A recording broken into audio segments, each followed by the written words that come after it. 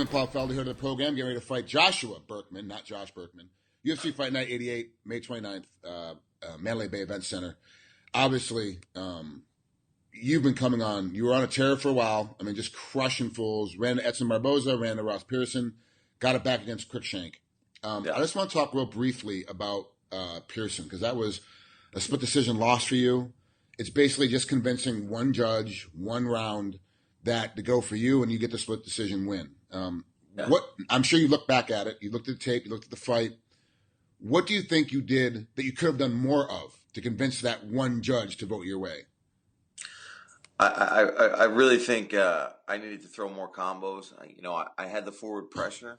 I feel like I landed some of the bigger shots, like with the knees and the clinch and things like that. But I could have been a lot busier with my leg kicks, which I usually am, and I didn't throw almost any of. He threw more body kicks. I didn't throw any body kicks in return, and I should have moved my feet a lot more and thrown a lot more with my hands to win that fight. It seemed like you let him dictate where the fight was going to be, and he wanted to be inside and make it more of a brawling so that your length couldn't be used against him. Do you get that same sense, too, that you kind of let him dictate where the fight was going? Yeah, that was a huge mistake we made in the game plan, too, is we didn't really prepare to keep him out on the outside of my jab and my cross. I mean, we talked about it, but really at the end of the day, we ended up focusing too much on stepping in with knees to counter and things like that, which if I had caught him on the chin, we'd all be talking about how great it was. But the only problem with moves like that, where we're relying on what he's going to do, is he may also get inside of that, take that knee, and then land a three-piece combo, which, Ross, he did. His boxing's tight, and once he got inside, boom, boom, boom, boom. And that's how he... Now that I know the game plan, it makes a lot more sense to me seeing the fight, because I was like, man, your counter game was on point. It was just countering after he's already thrown a three-piece combo. It was countering after he threw a two-piece combo and catching the knees as he was stepping in, and then you were getting hit, and you were immediately firing back. I was like, wow, this combo, his counter game is on point. Paul's ready to go. I go, but I don't see how it's making any sense as the fight went along. I was like, okay, now I know the game plan. Yeah, that's what was worked on. That's what happened, and it just didn't work, Yeah, it just we got out. I think we all talked about it after that fight. We were like, man, those guys had to get better strategy, a better game plan. I mean, when you have two guys that are on similar level, that's gonna that's gonna take over, and it did. And Ross is just he's crafty and he's super veteran, And my lack of experience in there kind of showed in that one against a guy like him. Well, that's good. You're humble about it. You learn from it. There's no the judges robbed me coming out of your speech. Like you're just like, look, this is what happened. This is how it is. Your game plan against Cruikshank obviously worked. You got him in the third round with a rear naked choke. He's a crafty veteran. He's a wily veteran. Yeah. Now you're moving on to Joshua Burkman, who's another crafty veteran, been in the game forever and has really changed a lot. I see him here in Hawaii quite a bit. He comes out here for training camps. He's in Utah now for this whole training camp, but he is a different man. I mean, I know he's always been Joshua, but now we always call him Josh. Now he's got the name change. That for a while became a big deal because he went through this name change, which he didn't. It's just weird how the media grabbed onto that one thing. His back is finally fixed. His neck is finally fixed. He's finally in a better place. Is it tough to game plan for a guy like Josh? Because he is pretty well-rounded, but he's also changing himself as a man as he's going along. Yeah, and it was something we talked about a lot, was kind of where do you go with him?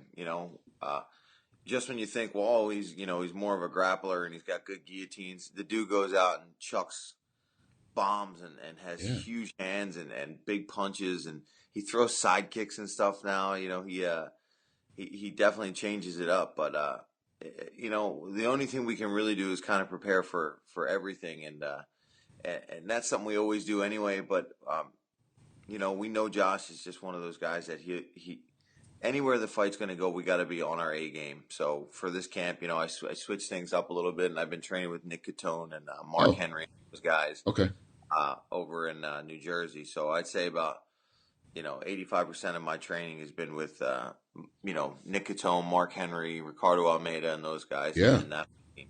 So Yeah, those guys all suck. I don't know why you'd go over there and hang out with those guys. Like, yeah, they stink. I'm over here jealous. I'm over here jealous as shit. Like, why can't I go do that?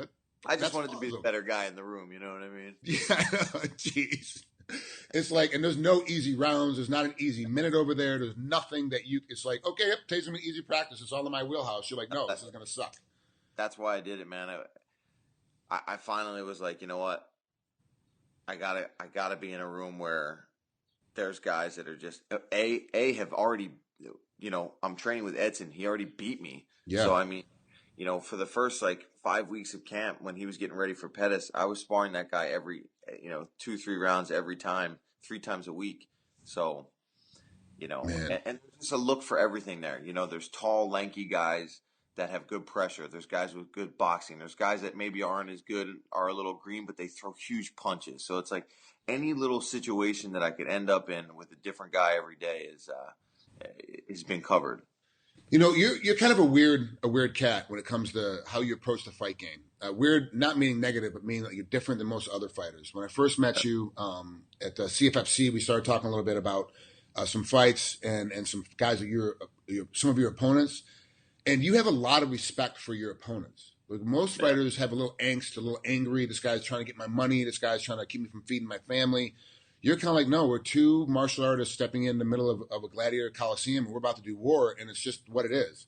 You have so much more like you speak with respect about your opponents. You never down.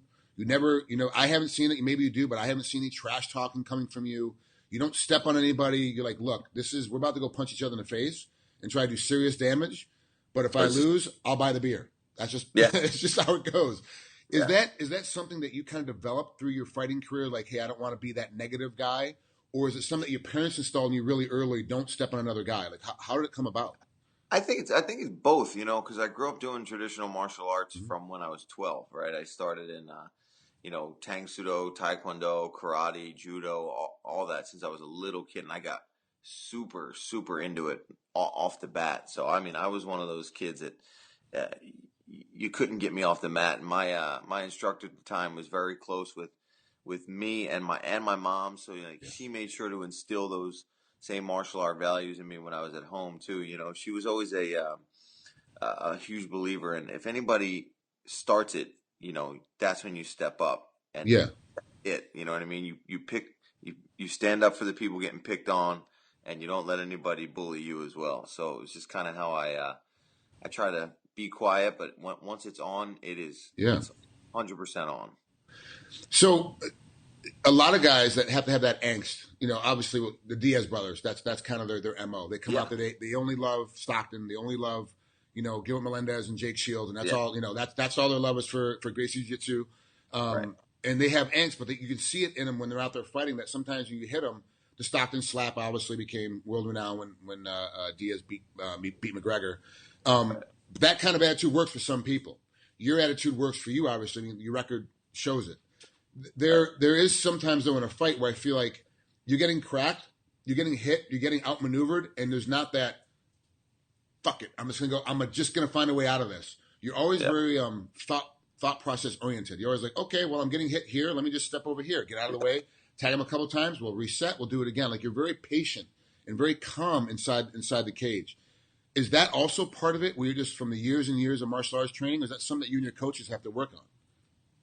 Yeah, I think sometimes I overthink things. I think also I do lose my cool, but I might just let it make me emotional, as opposed to, like you're saying, where I just try to kill the guy. Sometimes I maybe dwell on it too much. Like, if a guy cracks me, I'm just like, you son of a, you know what I mean? And it kind of eats away at me that I even let that guy, be better than me. And it's just, maybe it's from doing martial arts and stuff like that. But I feel like I have my moments where I get a little uncalculated and out of control too. So, but with a guy like Josh, that's definitely something we don't want to do. In watching his fights, he's the kind of guy that will back up against the fence, play a little possum, and before you know it, he's throwing a right hook or a left hook that could, put you in the next universe. Yeah. And this is one of the problems with this fight. There's this fight card.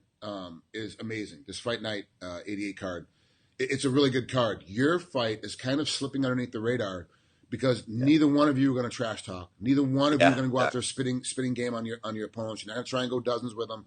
It's just two martial artists going there to compete.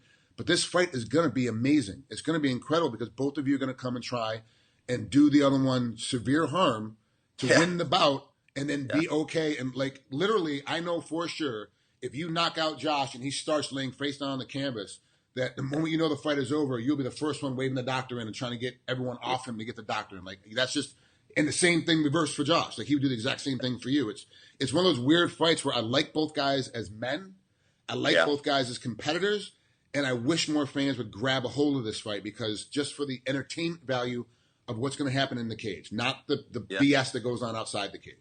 Yeah, it's funny you say that too, man, because somebody on my Twitter, I think a day or two ago, finally just said, people are missing that this is potentially another fight of the night. And I agree. It's just me and him are I do think you put it correctly. I think we both consider ourselves family guys and martial artists before just being some tough fighter who's gonna, and unfortunately in the day we're in, it's tough to make as much money and sell the fight. But I really just can't see myself out of nowhere, especially fighting a guy like Burkman, just starting to be like that mother effort. It's like, I wouldn't feel right in the cage fighting if I put on a fake show like that. I'd feel even more fake. You know what I mean? I just can't be that guy. And it's awesome. It's awesome to see because for as much as I love McGregor, like believe me, I love McGregor's style and his trash talk and when he gets beat, how he dealt with the loss is way better than him winning. Because it showed like, hey, look, I trash talked and I said this was going to happen. I overhyped myself and I got beat, but here I am back in the trenches again, working my ass off. It's just all I can do. And I love that about him, but I also love the role model aspect. Like, if my kids love McGregor, I'm okay with it, but I'm not going to let him be the role model for them. A guy like you or like Josh is like, okay, you guys want to look up to those two guys? You want to learn from those two guys? Go ahead. Those are family guys. They're respectful. They're kind. They're martial artists. Go learn from them. Like you guys are more role model types that really the sport, the first real when I first realized, like, I was like, I really liked the guy. It wasn't because he's a great fighter. It was Brian Stan. It's because he was a great role model. I mean, obviously his military history, his, Annapolis graduate, like his story goes on forever, but then you see him talk like, wow, like he's a real good family guy. Like he has a high moral code that I would love my kids to follow. Like this is one of those things I started realizing we don't have that many role models in our sport. There's like you have kids, right, Paul? I have a 1-year-old daughter. Okay, so your daughter's getting older. Obviously, MMA is a big deal. You're an MMA fighter. She could be in MMA. Can you name the role models right now that you're like, don't just pay attention to daddy. Pay attention to this male or female out there. Like, how many role models are there out there for our kids looking into the sport? There aren't that many. You know, it's tough. It's tough to go, follow that guy. Follow that guy. It's super hard. So I'm glad you're one of them. I'm glad this fight is not getting the credit that it needs to get. Hopefully this interview will help. I already did an interview with Joshua. He had the same things to say about you. It was it's tough sometimes to interview two guys like this because no one's going to badmouth the other guy. It's just not going to happen. So you have to like try to get the hype. Like, so honestly, tell me what you think about Josh. Like, he's a great guy. Like, what do you want me to say? He's a good guy. I love his bald head. Is he going to come in with the beard or not the beard? Is he going to? That was what I was wondering. I'll find out. I guess when I get there next week. Are we going to have like soul patch Josh Burkman? Or are we going to have full beard Josh Burkman? I don't know. I don't know what I'm in for. I kind of hope it's. I don't want the whole beard because I feel like we're going to be in a grappling exchange at some point. And I don't want that just all over my face. I will tell you this: when I interviewed him yesterday, he had a full beard. That's all I know. I don't know what he's coming with. Full beard. He's going full beard. Oh, that's awesome. Paul, thanks so much for spending some time with us. I know it's Sunday and it's your family day, so I appreciate you spending some time with us here on MMAOddsBreaker. Good luck in this fight. If I can get in for this fight, I'll be there to watch you live. I'm not sure if I can actually get in for this one, but I will definitely be sitting on the couch watching you regardless of where this fight is at or where I'm at for the fight. This is honestly going to be one of the fight of the night fights for sure. This is going to end up being that way. I hope me and him, regardless of the outcome, same thing. Walk away with a few extra bucks in our pocket wouldn't hurt the situation. That's for sure. Right, I know. And fighter pay is always going to be an issue. There's always going to be, it's not enough. Like the guys are not getting enough. The top 3% are making more than enough money. It's everybody else. The other 97%, it's not enough. It's not enough for what we do. It's not enough for what you're getting in there, getting punched in the head.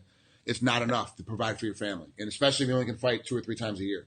Like it's not enough, So anyway, that's a debate for another interview. So, all right, Paul, have a great rest of your day, man. Enjoy yourself, and we'll talk soon after the fight. All right, buddy. I appreciate it, man. Thank you very much.